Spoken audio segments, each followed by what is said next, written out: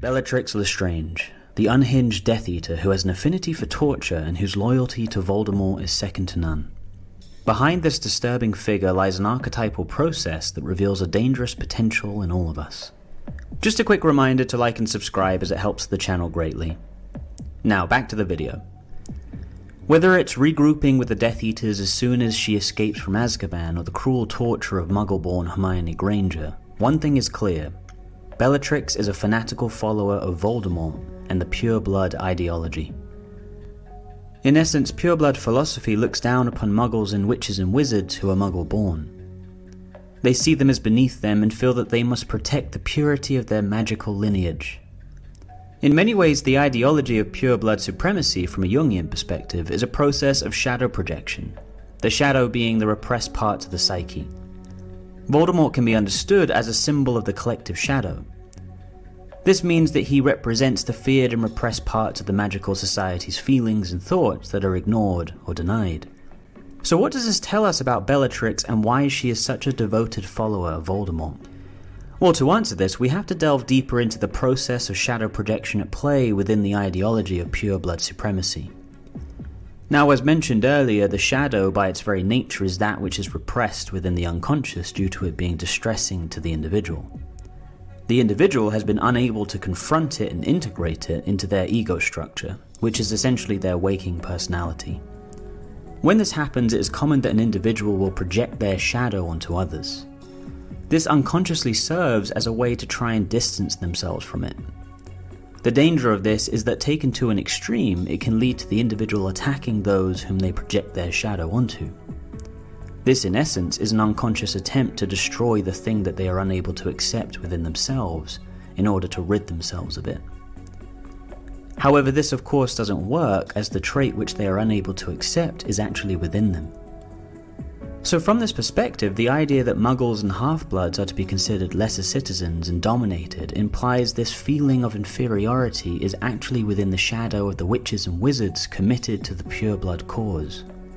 However, this of course is unconscious and they are unable to confront it within themselves, and so they go to tremendous lengths to compensate for this feeling of lacking.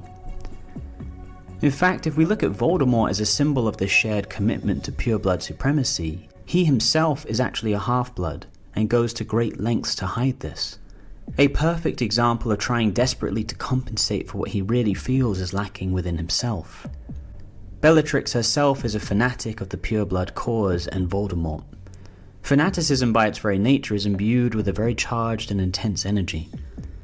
A process commonly discussed in Jungian theory is compensation.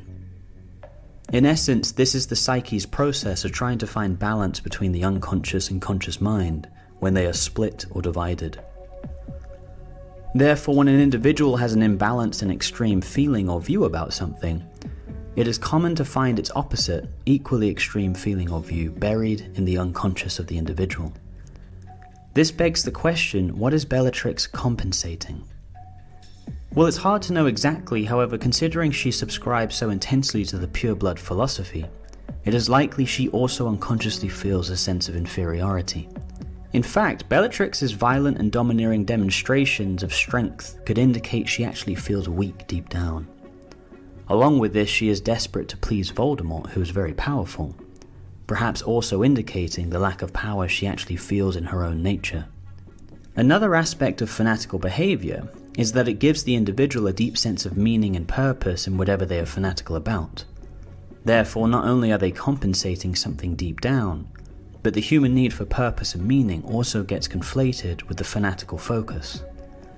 In fact, this sense of meaning and purpose is demonstrated with the archetype of the warrior, which is very active within Bellatrix.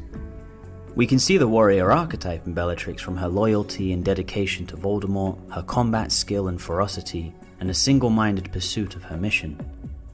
Herein lies a great reminder of our own susceptibility to archetypal forces and the dangers of unconsciousness.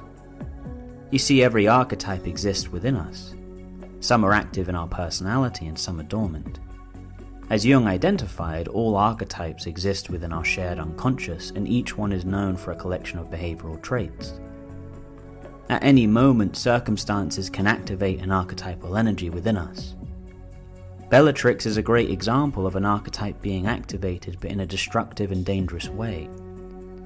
Her own damaged nature is buried within the shadow, and she has found a powerful sense of meaning in trying to destroy it out in the world, instead of confronting it within herself. This shadow projection has activated the archetype of the warrior within Bellatrix, setting her on a mission to destroy inferiority. Bellatrix's fanatical allegiance to Voldemort and the Pureblood mission demonstrates the extent of her shadow repression and projection. It reveals the lengths she will go to not face herself.